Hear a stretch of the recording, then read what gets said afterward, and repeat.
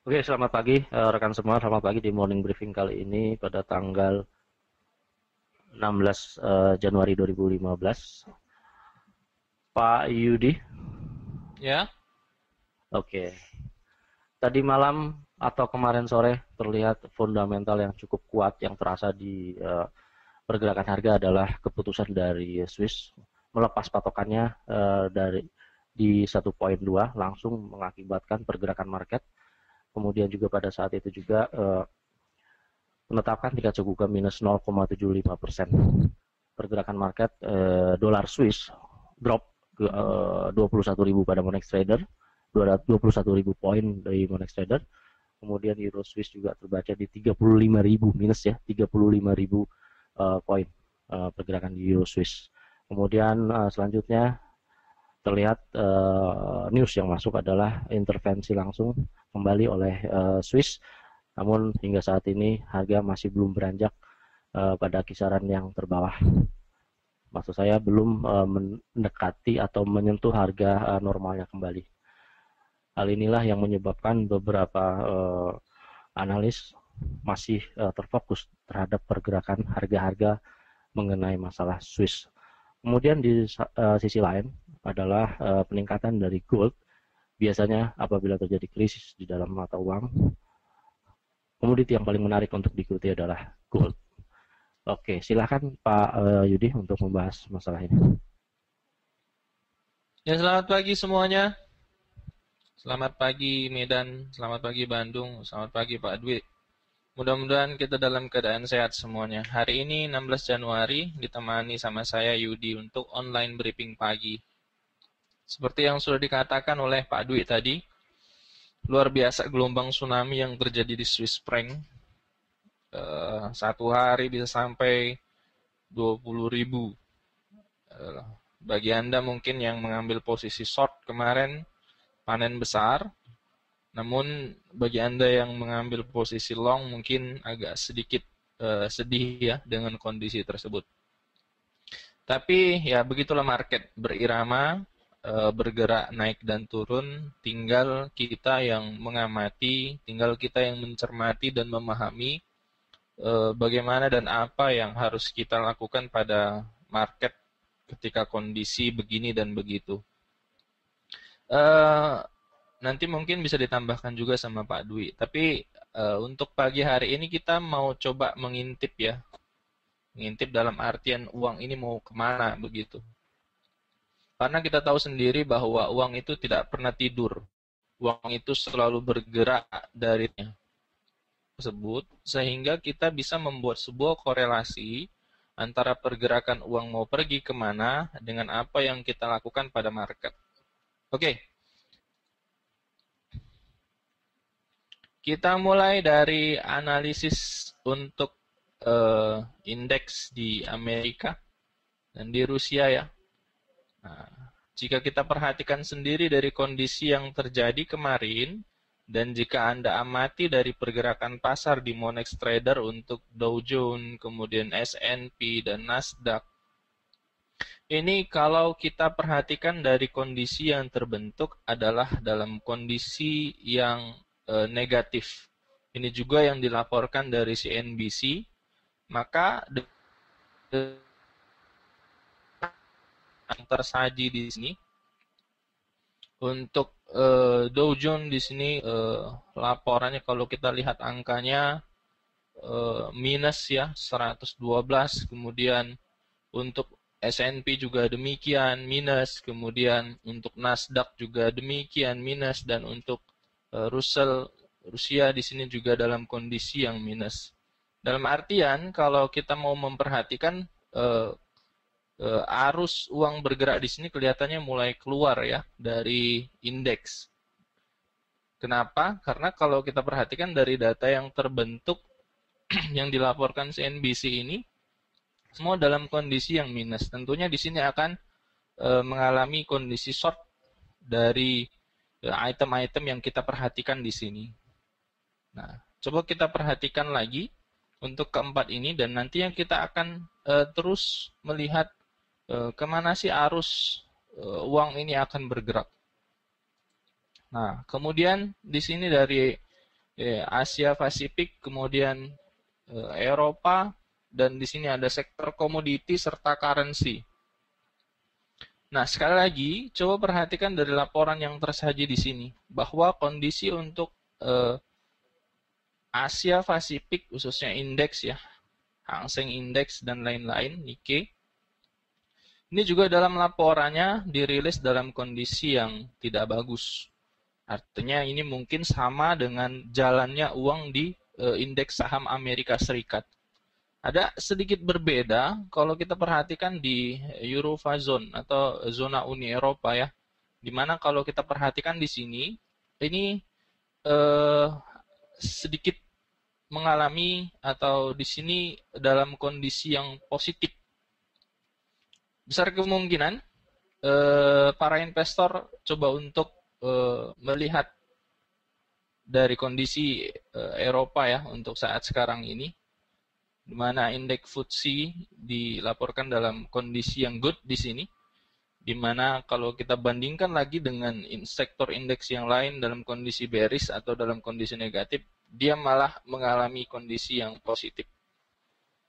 Nah, ada apa ini? Apakah arus modal akan masuk ke indeks Eropa atau bagaimana? Nah, kita coba cermati lagi lebih dalam untuk sektor komoditi. Nah, ini yang menarik seperti yang disampaikan Pak Dwi tadi, bahwa dari emas ya,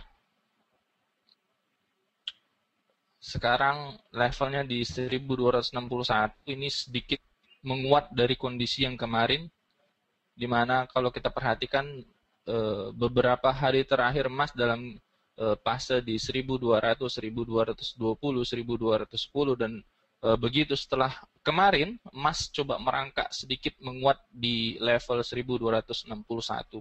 Ada apa ini juga? Apakah mulai para pemodal besar atau modal yang masuk modal yang keluar dari zona indeks akan coba untuk beralih ke komoditi?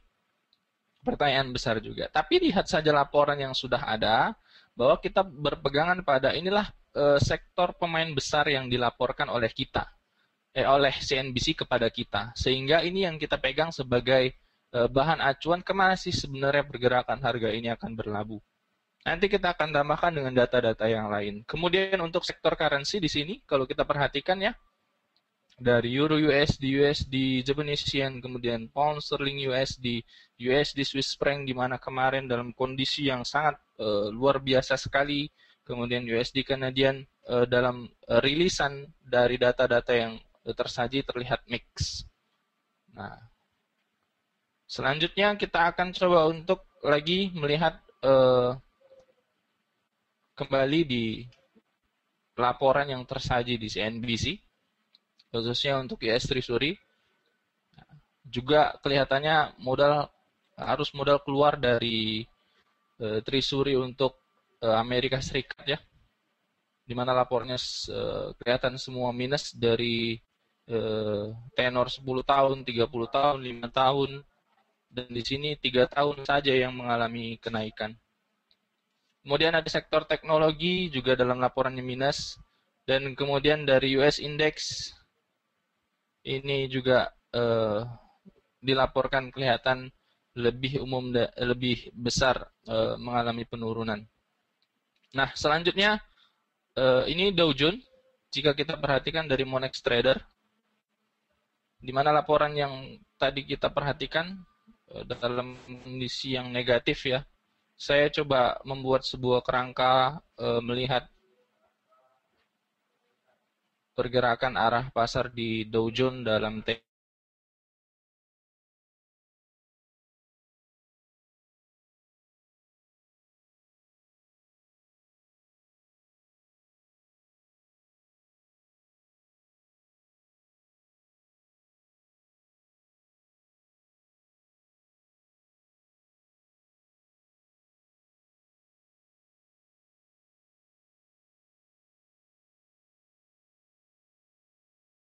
menghitung pergerakan harga yang lain juga boleh.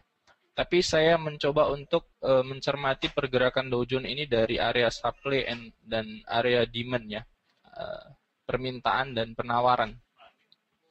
Nah, kondisi yang terbentuk kalau kita perhatikan dari perjalanan harga, di mana untuk saat sekarang ini dari harga Dow Jones di time frame daily sangat menarik sekali ya. Kenapa saya bilang sangat menarik sekali?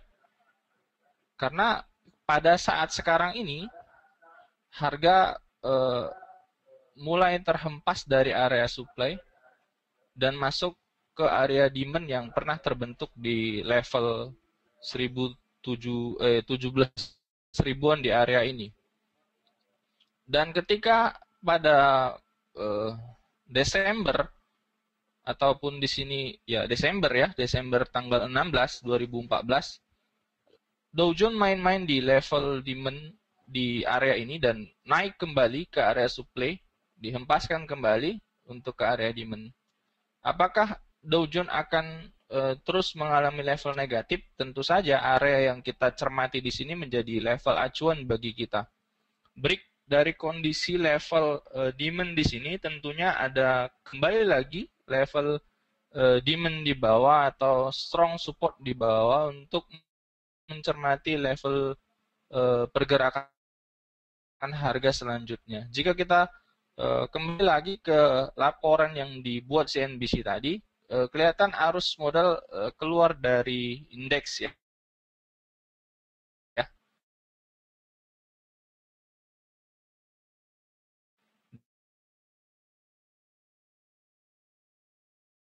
Dan kemudian kalau kita perhatikan, memang selanjutnya kita adalah apakah para pelaku pasar akan menghendaki harga yang lebih rendah atau akan berkontraksi terlebih dahulu di area demand ini. Nah, bagi Anda yang mungkin senang dengan trading di Dow Jones, ini bisa info ke klien ya. Tapi bagi Anda yang mengambil Dow Jones sebagai data-data untuk memperkuat analisa Anda, ini juga baik untuk Anda perhatikan. Kemudian ada S&P ya. Saya coba lihat lagi di time frame daily. Tidak terlalu jauh berbeda dari pergerakan Dow Jones. Tapi jika kita perhatikan level untuk area strong di support di sini sudah coba untuk di break. Nah, kemungkinan besar harga akan coba untuk berlanjut ke area demand selanjutnya. Pak Dwi, mungkin silakan, ada yang mau ditanya. Oke, ini dari Asia Afrika.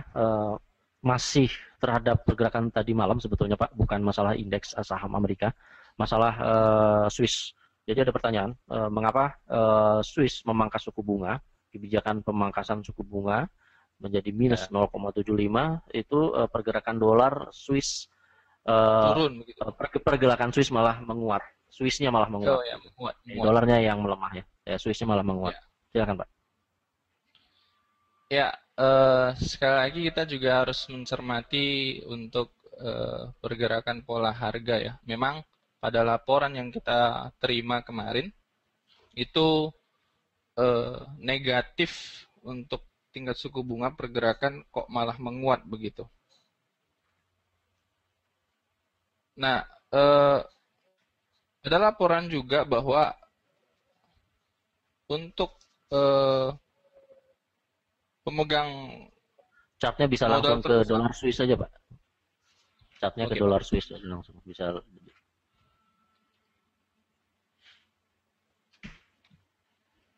Sepertinya banyak yang masuk posisi nih, makanya banyak yang nanya.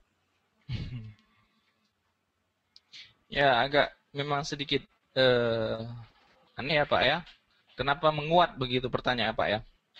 Ya, untuk di Swiss sendiri ini kelihatannya para big boss ya kalau kita bilang, atau pemegang modal terbesar di Swiss tidak mau mengalihkan sebagian besar dananya untuk penguatan di dolar. Mereka malah melirik untuk membeli, kalau saya tidak salah kemarin, surat hutang Cina ya.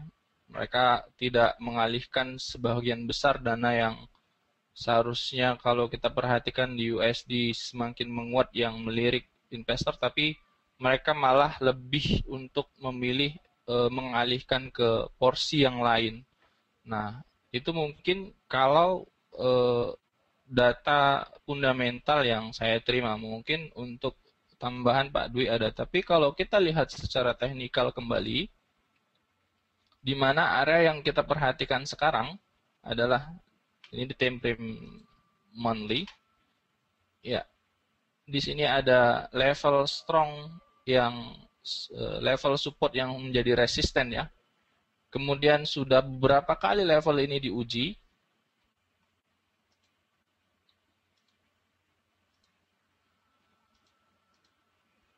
Yang pertama di area ini gagal untuk melanjutkan kenaikan. Selanjutnya level kedua di area yang tidak terlalu jauh di sini. Dan ini seharusnya menjadi bahan perhatian kembali buat kita ya, untuk melihat arah pergerakan pasar. Pasar ini maunya kemana, dan pasar ini perkiraannya sampai di mana. Terakhir di kemarin, yang membuat gelombang yang Pak Dwi tadi bilang tsunami yang besar. Nah, untuk sektor teknikal, kembali lagi, coba kita perhatikan, setelah harga turun tajam, nah, level support di sini menjadi tahanan yang paling kuat ya, untuk melihat pasar kembali. Break dari level yang kita perhatikan di level ini kelihatannya penguatan untuk USD dolar, untuk USD Swiss franc, masih punya kans penting untuk kita perhatikan. Jadi range yang terbentuk antara support yang menjadi resisten di area ini dengan level strong support di sini menjadi range untuk pergerakan melihat USD Swiss franc di time frame monthly. Itu mungkin tambahan dari saya Pak. Kenapa dari sektor fundamentalnya dan kenapa dari sektor teknikalnya. Pak Dwi mungkin juga ada tambahan, silahkan. Oh, jadi jawabannya ada pengalihan dari sisi investasi. Saya dapat informasinya begitu Pak. Oh, yang saya baca kemarin. Oke. Jadi, silakan Pak, silakan lanjut. Oke, kita lanjut. Jadi teman-teman cermati, kemudian amati.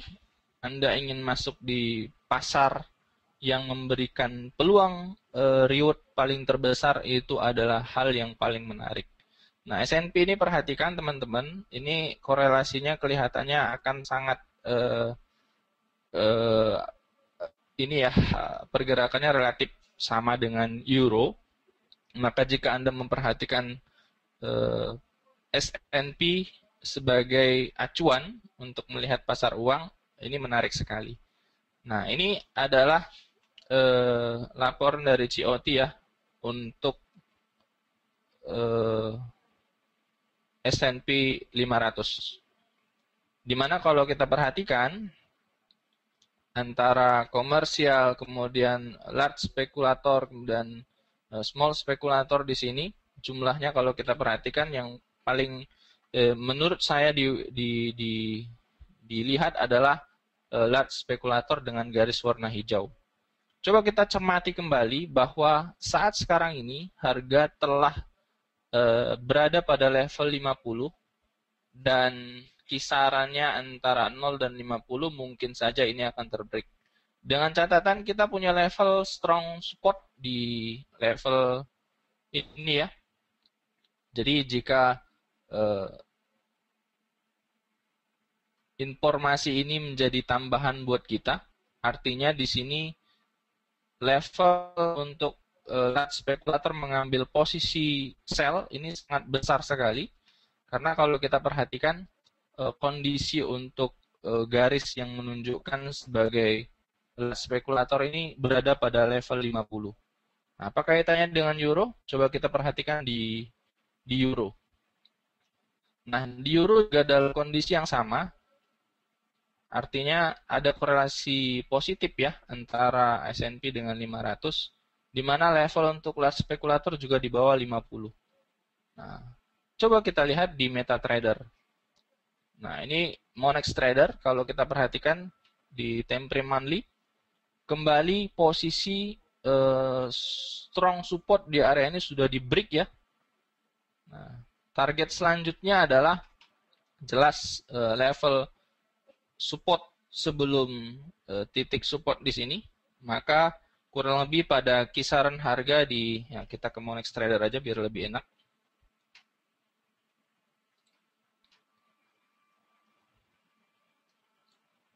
Oke.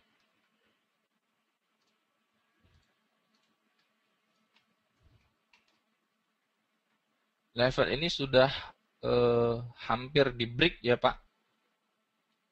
Sehingga support selanjutnya di area 1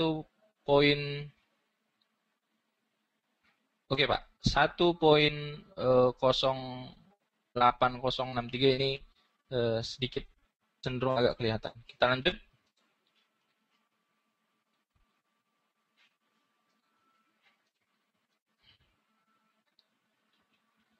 Nah ini untuk di emas,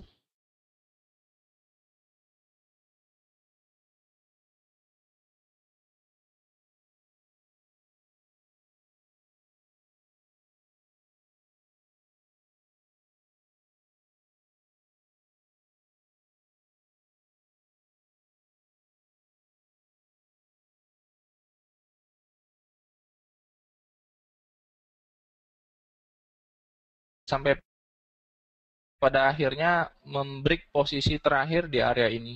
Kelihatan sekali di 1280-an ini menjadi acuan kembali untuk melihat pergerakan penguatan di harga emas.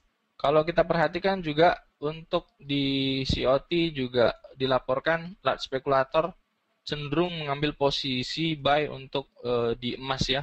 Ini juga panduan buat kita masuk di emas, artinya emas kembali menjadi daya tarik untuk oil.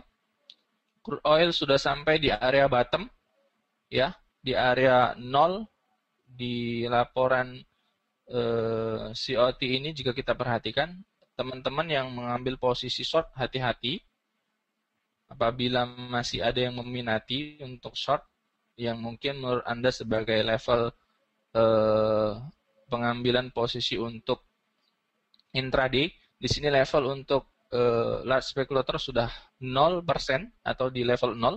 Dan jika kita perhatikan lagi untuk di minyak sudah sampai pada bottom yang terjadi pada tahun 2008 di sini, maka titik perhatian lebih kita adalah melihat gejolak pergerakan harga di area sekarang.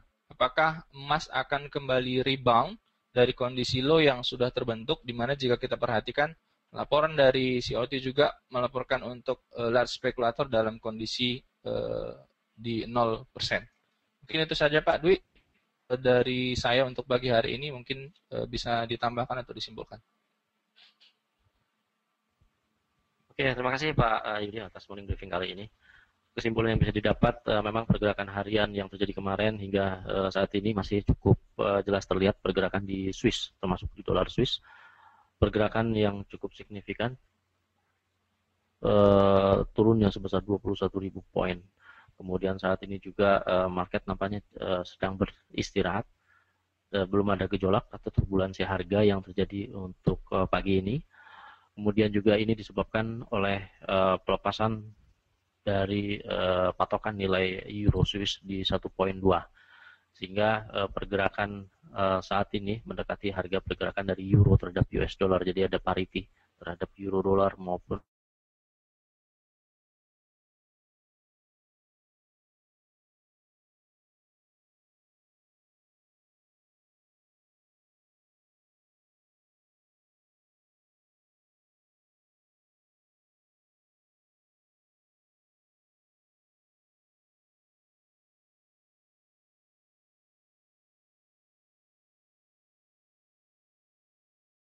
keadaan drop. Kemudian di gold sudah barang tentu apabila terjadi gejolak yang terjadi cukup besar di currency, sehingga gold menjadi prioritas utama para investor untuk masuk ke posisi, dibuktikan dengan pergerakan yang cukup signifikan kenaikannya. Bahkan saya lihat mendekati ke angka resisten di satu SARS di 1280-an, sehingga hal ini juga dapat memicu kita untuk memasuki posisi. Kemudian juga ini sangat menarik untuk terus diikuti. Sementara oil masih dalam keadaan penurunan, diperkirakan juga di angka $30 per barrel, terjadi gejolak-gejolak harga di situ, bahkan di 40 sudah terlihat ada gejolak-gejolak harga, dapat dimanfaatkan juga untuk pengambilan short posisi, baik posisi sell maupun posisi buy. Demikianlah morning briefing kali ini, kita cukupkan sampai di sini. Seluruh informasi yang didapat bukan dijadikan satu-satunya alasan untuk memasuki posisi tanpa diperhitungkan money management yang baik dan benar maupun dari informasi lainnya yang sangat mendukung. Terima kasih morning briefing kali ini. Sampai di sini, selamat bekerja.